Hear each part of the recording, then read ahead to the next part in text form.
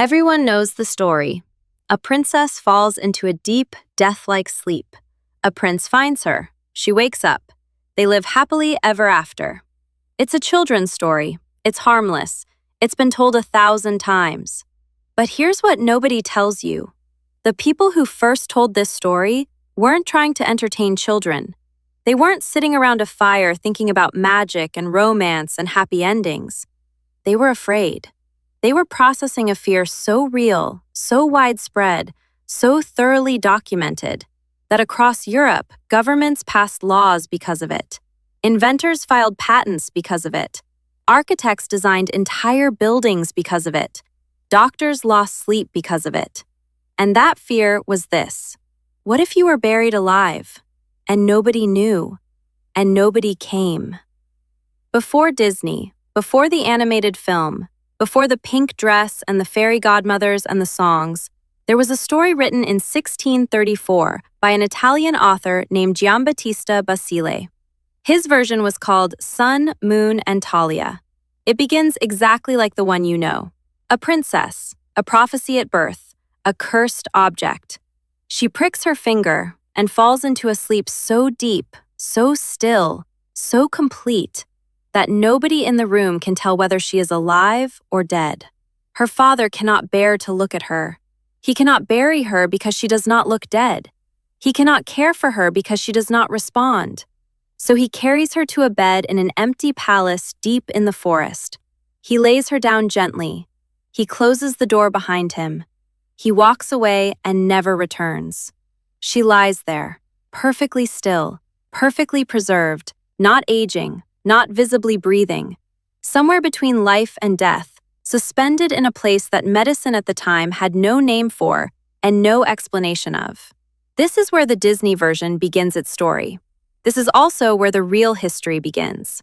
In the 18th and 19th centuries, across France, Germany, England, and Austria, a single question haunted doctors, philosophers, writers, and ordinary people alike. How do you actually know someone is dead? It sounds like a strange question today. We have machines for that.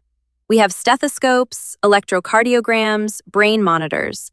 The line between life and death, while still philosophically complex, is medically clear.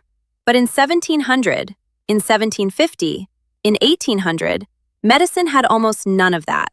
What doctors had was a candle held under the nose, a mirror placed near the lips, a pin pressed hard into the skin, and the smell.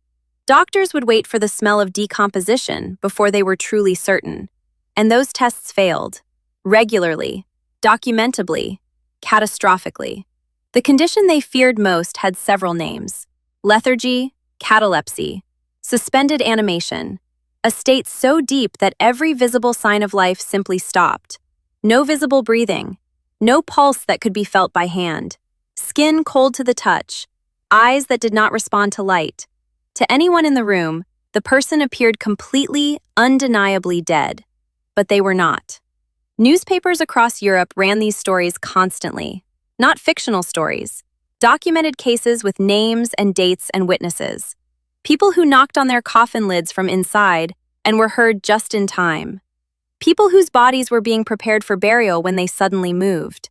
Gravediggers who opened old tombs and found skeletons in positions that made no sense, turned over, pressed against the door, arms raised as if reaching for something. One study published in 1895 claimed that at least 2,700 people per year were mistakenly buried alive in England and Wales alone. A French clergyman of the same period estimated 4 people per day in France met the same fate. Whether those numbers were precisely accurate is something historians still debate. But the point is not the exact number. The point is that educated, serious, documented people believed it was happening constantly, and they were terrified. The fear even had a clinical name. In 1891, the Italian psychiatrist Enrico Morselli coined the term taphophobia, from the Greek taphos meaning grave and phobos meaning fear. The fear of being buried alive was officially classified as a medical condition, and the people who had it were not considered irrational. They were considered sensible. When a fear becomes real enough, humans build things to fight it. In Germany and Austria, they were called Leichenhauser. The direct translation is houses of the dead, but what they actually were was something stranger and more human than that name suggests. Instead of burying a body immediately after death, the body was brought to one of these specially constructed buildings and placed in a ventilated chamber. The hands and feet were connected by thin cords to a system of bells in an attendance room. Paid watchmen sat in that room around the clock. Through the night, through the cold, through the silence, watching the bells, waiting for any movement at all. If any bell moved, they ran. The first official waiting mortuary opened in Munich in 1791, not privately, but officially, and funded by the city. And within decades, they had spread across Germany, Austria, and Switzerland. The one in Weimar was visited and written about by Goethe himself, and by the middle of the 19th century, visiting a Leichenhaus before burial was standard, expected practice across the entire German-speaking world. Then came the safety coffin. The concept was simple. A cord tied around the wrist of the buried person ran up through a narrow pipe to the surface of the grave, and at the top, there was a bell. If the person woke up underground in the dark and in the silence, they pulled the cord. The bell rang above the ground. Someone heard it, and someone came. More than 100 safety coffin patents were officially registered in the United States alone during the 19th century, with designs ranging from small ladders inside the coffin to glass windows in the lid, so anyone walking above could look directly down at the face of the buried person. And this was not only a fear of the poor or the uneducated. George Washington, the first president of the United States, on his deathbed in December 1799, gave his final instruction to his secretary. "Do not put me in the vault in less than 2 days after I am dead." The most powerful man in America was afraid of the same thing as the peasants of Bavaria. Now go back to the fairy tale. The earliest version scholars have found appears in the 1330s in a French romance called Perceforest, where a princess falls into an unnatural sleep and is placed in a sealed chamber as time around her stops entirely.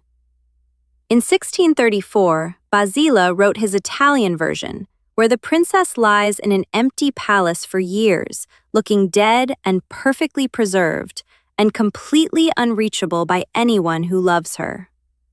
In 1697, Perrault wrote the definitive French version, adding the spinning wheel and the 100 years of sleep, and a detail almost nobody discusses, which is that the entire castle falls silent and frozen around her, not just the princess, but every servant, every horse, and even the fire in the fireplace.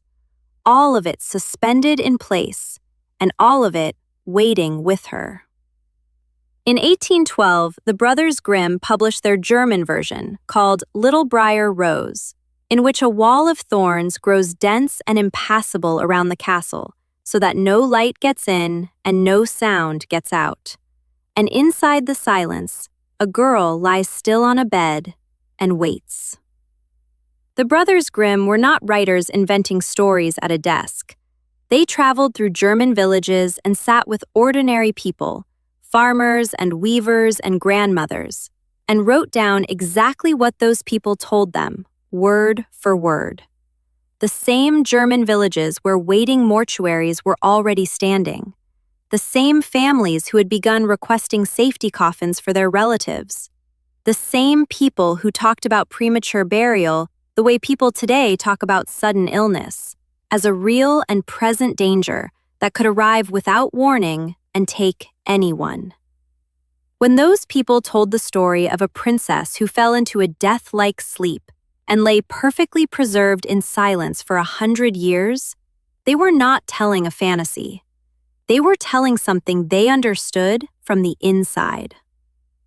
Here's the detail that changes everything about the story. In the original versions, nobody actually saves her. In Basile's 1634 version, the prince does not wake her with a kiss. He finds her lying alone in the empty palace. He looks at her, and he leaves. She wakes up entirely on her own, years later, when a splinter that lodged in her finger during the original curse finally works its way out of her skin by itself. She is not rescued, she heals herself, and she comes back entirely on her own terms. And in Perrault's version, the 100 years were always going to end at a specific moment because the curse had an expiration built into it from the beginning. The prince walks through the door at exactly the moment the curse releases, on its own schedule. He arrives, but she was already waking. The story is not about rescue, and it has never been about rescue.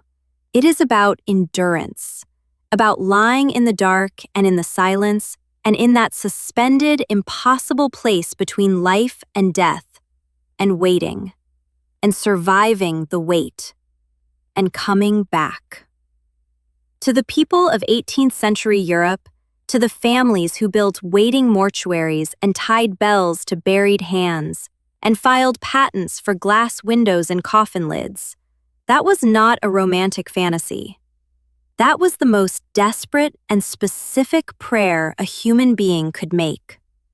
Please, if I fall into that sleep, if I go somewhere that looks like death but is not death, let me not be forgotten. Let me not be placed in the ground too soon. Let the bell ring. Let someone hear it.